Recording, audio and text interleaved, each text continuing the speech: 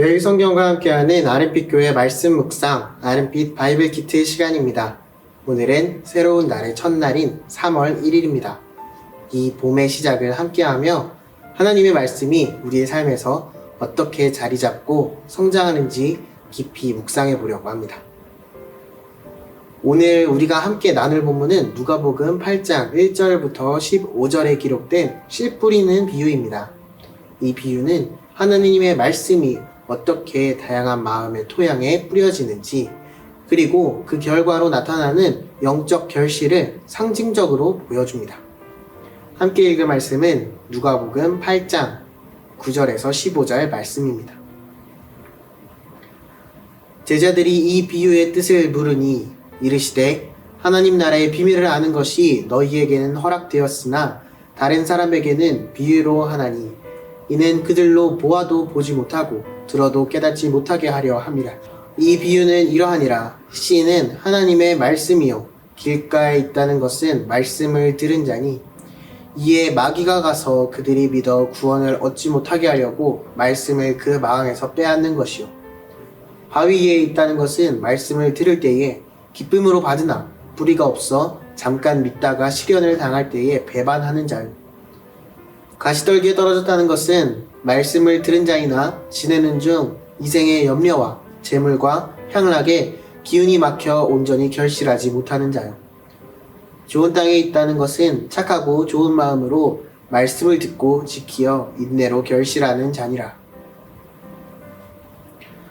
예수님의 씨 뿌리는 비유는 그분이 다니시던 도시와 마을에서 전하신 여러 교훈 중 하나입니다. 이 비유는 하나님 나라에 대한 깊은 진리를 상징적으로 풀어내며 말씀을 어떻게 받아들이느냐에 따라 다른 결과를 보여주는 영적 교훈을 제공합니다. 하나님 나라의 비밀에 대한 이해는 예수님께서 제자들과 무리에게 비유를 사용하려 가르치셨던 중요한 주제입니다. 특히 이사야 6장 9절부터 10절은 예수님께서 왜 비유를 사용하여 가르치시는지에 대한 깊은 이유를 설명해 줍니다. 이 구절을 통해 우리는 영적 깨달음이 각 사람에게 어떻게 다르게 적용되는지를 더 깊이 이해할 수 있습니다. 이사야 6장 9절과 10절입니다. 여호와께서 이르시되 가서 이 백성에게 이르기를 너희가 듣기는 들어도 깨닫지 못할 것이요 보기는 보아도 알지 못하리라 하여 이 백성의 마음을 둔하게 하며 그들의 귀가 막히고 그들의 눈이 감기게 하라. 염려하건대 그들이 눈으로 보고 귀로 듣고 마음으로 깨닫고 다시 돌아와 고침을 받을까 하노라 하시기로. 예수님의 말씀을 듣고도 그 깊은 의미를 이해하지 못하는 사람들이 있습니다. 이는 마치 이사야의 예언처럼 영적으로 마음이 둔해져 있고 귀가 막혀 있는 상태를 가리킵니다. 하나님께서는 때로는 사람들의 영적 눈과 귀를 열어주기도 하시지만 그분의 뜻에 따라 때로는 그 비밀을 숨기시기도 합니다.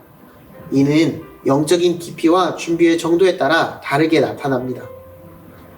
이 구절은 우리에게 큰 도전을 줍니다. 우리는 자신의 마음이 둔해지지 않도록 주의해야 하며 영적으로 깨어 말씀을 깊이 묵상하고 그 의미를 이해하려 노력해야 합니다. 하나님의 말씀에 귀 기울이고 그 말씀이 우리의 삶 속에서 어떻게 작용하는지를 심사숙고해야 합니다.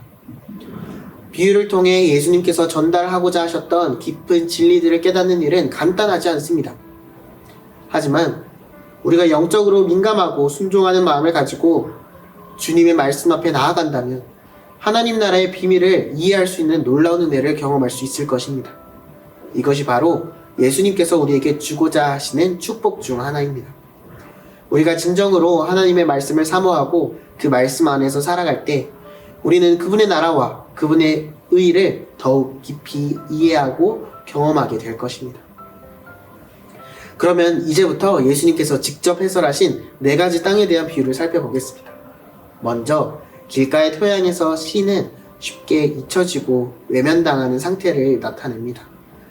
이는 말씀을 듣긴 하지만 그것이 마음 깊숙이 자리 잡을 기회를 갖기 전에 사라지는 상황을 말합니다. 이러한 마음은 신앙에 대해 경각심이 부족하고 쉽게 흔들리는 믿음의 상태를 상징합니다. 다음으로 바위 토양은 처음에는 말씀에 열정적으로 반응하지만 깊은 뿌리를 내리지 못합니다.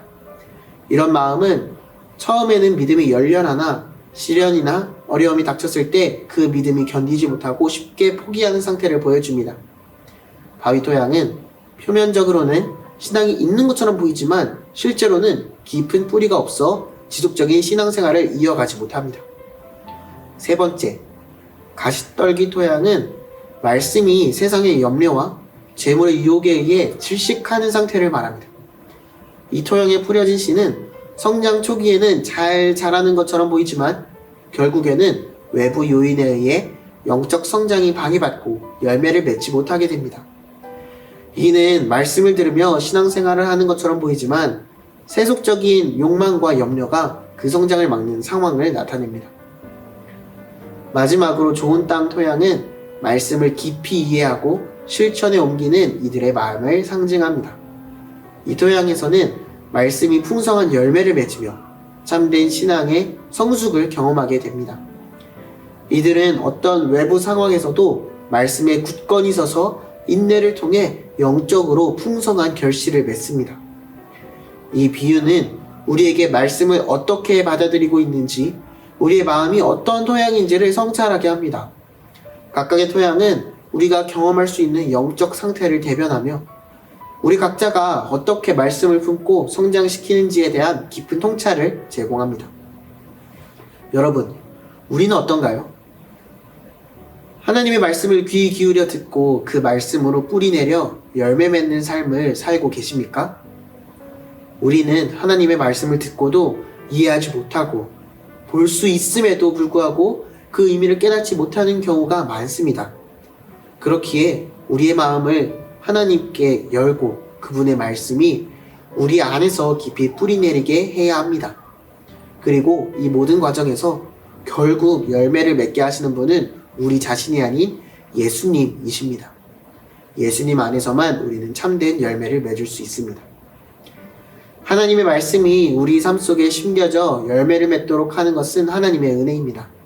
우리는 매일 그분의 말씀을 묵상하며 그 말씀이 우리 마음에서 자라나 생명의 열매를 맺을 수 있도록 순종하는 삶을 살아가야 합니다. 이 과정 속에서 예수님이 우리 안에서 역사하심을 신뢰하며 우리의 삶이 그분의 영광을 위해 사용되길 기도합시다. 함께 기도하겠습니다. 하나님 아버지, 오늘 이 씨 뿌리는 비유를 통해 저희 말씀에 말씀을 심으심을 감사드립니다.